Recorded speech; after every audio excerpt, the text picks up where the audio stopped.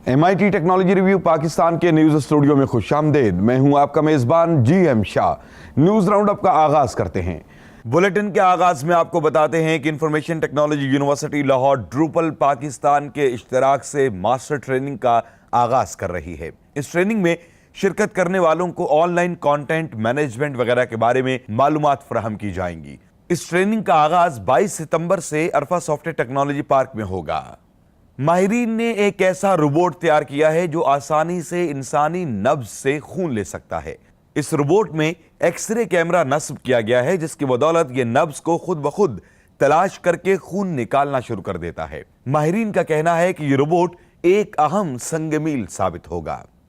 और अब बुलेटिन के आखिर में आपको बताते हैं कि बरतानवी माहिरीन ने एक ऐसा जदीद घर तैयार किया है जो सिर्फ 10 मिनट के अंदर अनफोल्ड हो जाता है। इस घर में लिंकेज टेक्नोलॉजी का जदीद निजाम नस्ब किया गया है, जिसकी बदौलत यह सिर्फ बटन दबाने पर अनफोल्ड हो जाता है।